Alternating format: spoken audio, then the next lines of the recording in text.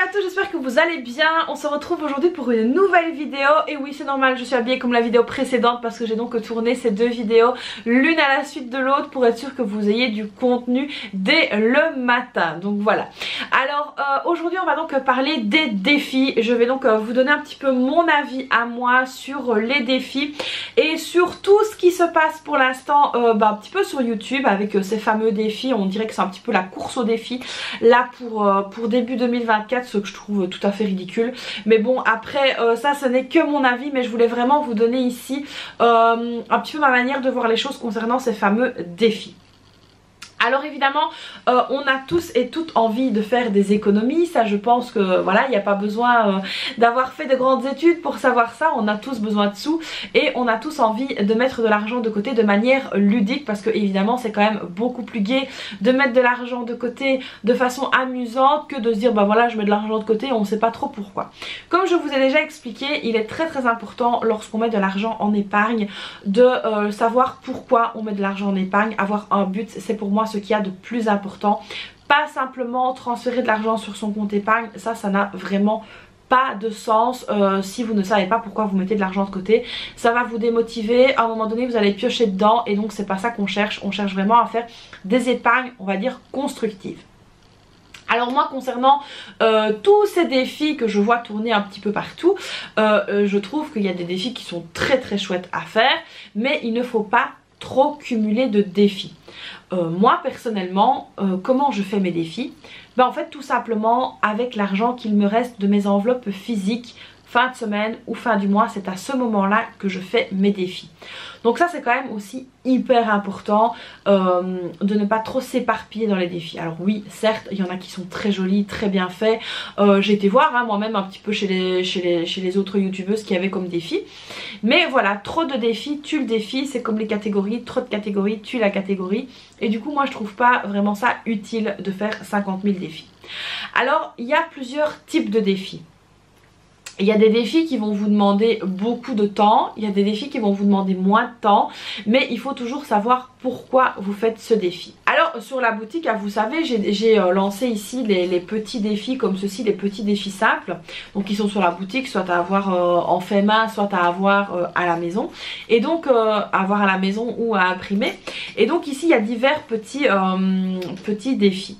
Alors on a les tranquillous. Alors ça je sais que les tranquillous vous aviez vraiment apprécié. Qu'est-ce que j'entends en fait par tranquillou? Donc on a un défi ici jusqu'à 50 €, un défi jusqu'à 100 € et un défi jusqu'à 35 €. Alors c'est super, donc c'est moi qui les ai fait, je vais pas dire le contraire, mais ce qu'il faut bien garder à l'esprit, c'est qu'on ne peut pas faire tous les défis à moins que vous n'ayez 10 000 € par mois. Ce que je ne pense pas, on ne peut pas tout faire. Il faut savoir ce que vous voulez faire comme défi. Donc moi ici par exemple pour les tranquillous, je sais que ça pourrait très bien correspondre par exemple ici 100 €. Si vous n'avez pas par exemple l'habitude d'aller au resto ou même au cinéma par exemple, j'en sais rien, vous pourriez vous dire bah tiens je vais faire le tranquillou, et une fois que le tranquillou il est fait, ça va me permettre d'aller au cinéma. Ça c'est une très bonne chose. Mais faire les défis pour faire les défis, perso, je trouve pas ça super malin. Cumuler les défis, je ne trouve pas ça super malin non plus, parce que vous allez peut-être vous frustrer et vous dire bah tiens, j'y arrive pas, elle y arrive, comment ça se fait? Et ça du coup moi je trouve pas que ce soit super intelligent. Par exemple vous avez donc pas mal de défis comme par exemple le défi de 5 €. Alors après il y a le défi des jours fériés, il y a le Monopoly etc. que moi aussi j'ai fait à un moment donné. Mais dites-vous que si vous faites trop de défis, que vous vous éparpillez dans les défis, vous n'arrivez pas à les faire correctement. On va quand même rappeler ici la base d'un défi. La base d'un défi, qu'est-ce que c'est? C'est pouvoir de mettre de l'argent de côté de manière ludique. Donc évidemment, c'est pour commencer à vous prendre la tête parce que vous n'arrivez pas à faire vos défis. Lâchez l'affaire, c'est que c'est pas le moment, c'est pas à ce moment là que vous devez le faire, c'est que peut-être tout simplement vous avez trop de dépenses et que du coup il faut quand même penser aux dépenses de la vie courante avant de faire des défis. Alors il y a des défis qui sont très simples aussi, ça peut être par exemple le défi de 5 €. Moi le défi de 5 €, j'adore le faire. Pourquoi? Et là je prends des pincettes aussi parce que évidemment je peux très bien concevoir que certaines personnes ont besoin de 5 € pour acheter un pain, de la charcuterie ou de la viande, j'en sais rien. Moi ici j'adore ce défi là parce que ça me permet de me contenir au niveau de mes dépenses courses. Donc j'entends par là où on a quand même un budget assez confortable nous au niveau des courses. Maintenant on m'a posé la question sur Instagram dans le petit truc anonyme que je fais, j'adore faire ça parce qu'on voit plein de choses. Et donc on m'a posé la question justement par rapport à notre budget course. Donc nous c'est vrai que notre budget course est quand même élevé, mais voilà. On a une manière de consommer où mon mari c'est quand même un mangeur de viande, il aime la viande, mes filles aiment la viande, moi la viande je pourrais très bien m'en passer mais voilà je mangeais la viande aussi. Et puis on va très rarement manger à l'extérieur, c'est vraiment très très rare. On n'est pas à commander etc pour recevoir à la maison, pas du tout. Les restos c'est vraiment très très rare et là c'est depuis pas longtemps qu'on y va. Sinon avant on n'y allait jamais parce que mon mari déteste manger à l'extérieur. Maintenant il a pris un petit peu de plaisir dans le sens où on va manger à l'extérieur des choses qu'on ne peut pas faire à la maison. Par exemple on va pas aller manger un couscous dehors. Sachant que mon mari est tunisien, vous imaginez aller manger un couscous dehors, c'est pas la peine. Et on va plutôt manger des choses comme du chinois ou des trucs comme ça à l'extérieur. Mais ça reste très rare.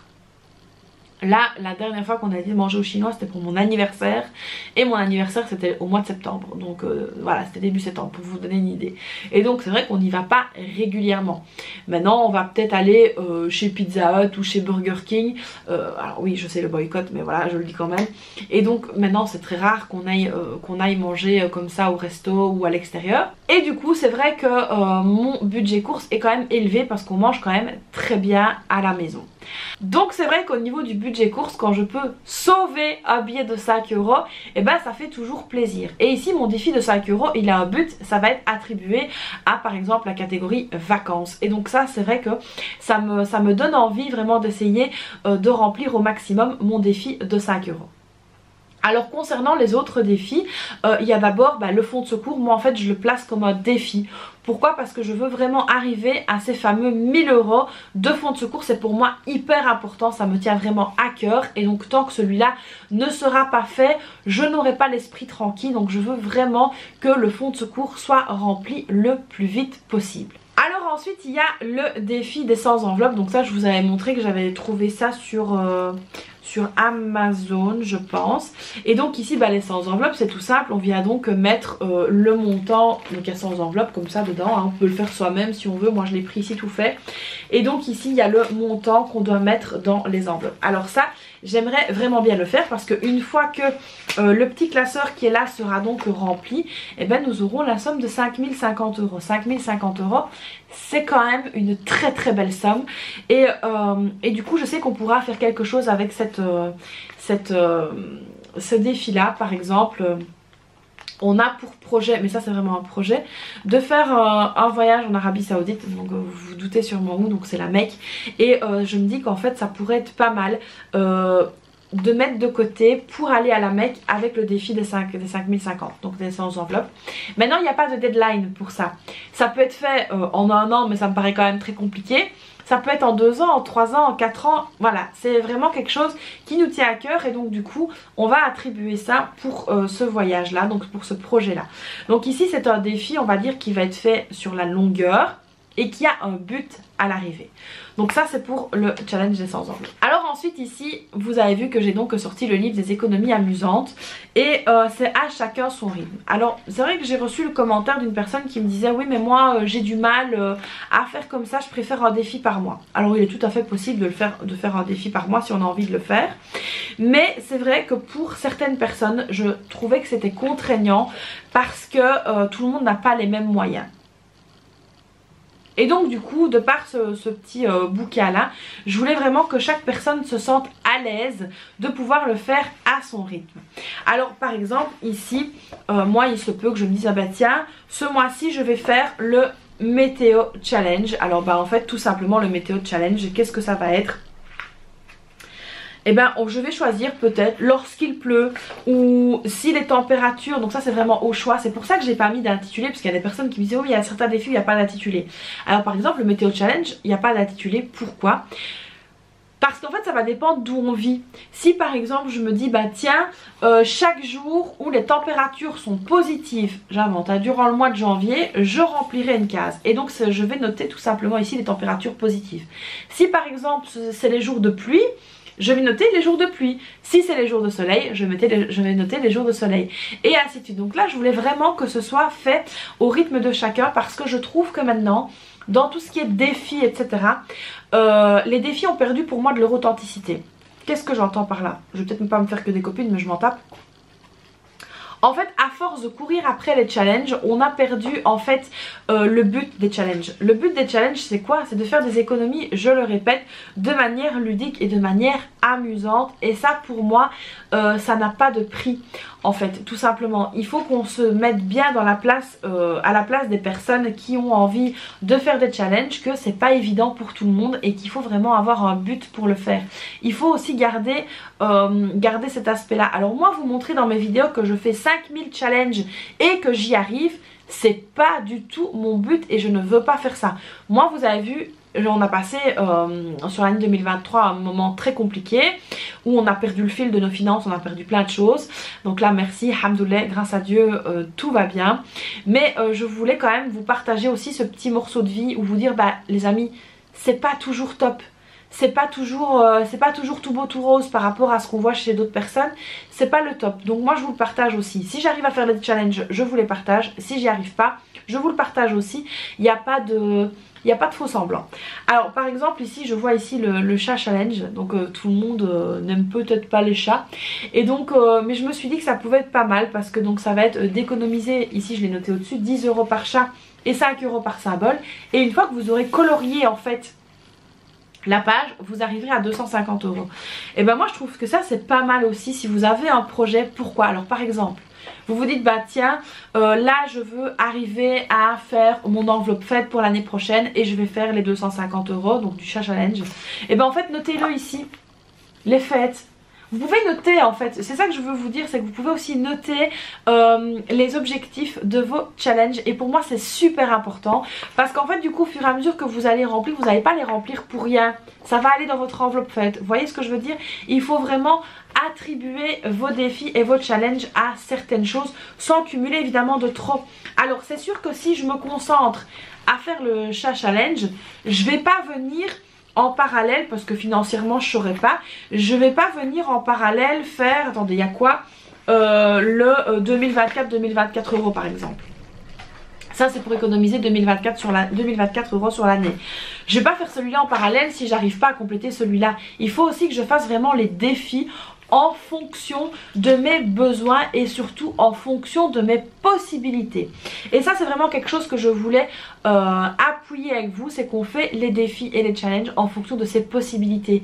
C'est pas parce que telle youtubeuse, telle instagrammeuse, elle fait 50 000 défis que vous allez pouvoir le faire, parce que dites-vous aussi que toutes les situations sont différentes et que y en a qui galèrent et qui ne le disent pas, il y en a qui galèrent pas et qui ne le disent pas non plus, mais que la vie elle n'est pas toute rose chez tout le monde et ça c'est vraiment hyper important de garder ça en mémoire.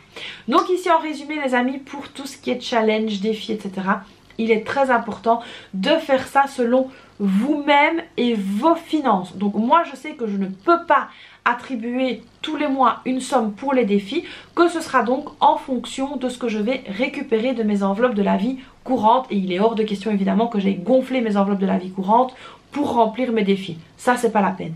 Je vais me défier moi-même à essayer de diminuer mes catégories pour pouvoir faire mes défis. Et encore évidemment je vais sélectionner les défis. C'est un défi après l'autre, ce n'est pas 10 défis comme ça d'affilée où je vais mettre de l'argent comme ça plic-ploc pour au final qu'ils aient la même destination, c'est pas la peine. Donc voilà ici pour un petit peu mon avis sur les défis. J'espère évidemment que vous aurez trouvé mon avis constructif. N'hésitez pas à me dire dans les commentaires ce que vous en avez pensé. Est-ce que vous allez faire des challenges ou pas? Est-ce que vous allez essayer ou pas? Ou est-ce que pas du tout, ça ne vous intéresse pas et que vous n'avez pas les moyens pour, ce que je peux tout à fait comprendre. Mais dites-vous que si vous avez quand même un objectif d'épargne, il est plus gai de faire sous forme de challenge et de mettre l'argent même dans l'enveloppe comme je vous ai montré. Le chat challenge peut-être se dire que c'est pour les fêtes de l'année prochaine et que petit à petit vous allez mettre des sous dedans pour remplir cette enveloppe. Ça peut être fait donc de manière très ludique et c'est ça le but des défis et des challenges, il ne faut pas l'oublier. Donc voilà les amis pour cette nouvelle vidéo qui j'espère vous aura plu. N'hésitez pas donc à me dire dans les commentaires ce que vous allez faire comme challenge, mais ça je l'ai déjà dit. Moi comme ça au moins vous savez, on va dire que le décor est planté. J'espère donc que la nouvelle vidéo ici vous aura plu et puis moi je vous dis à très vite pour une prochaine vidéo. Bye bye.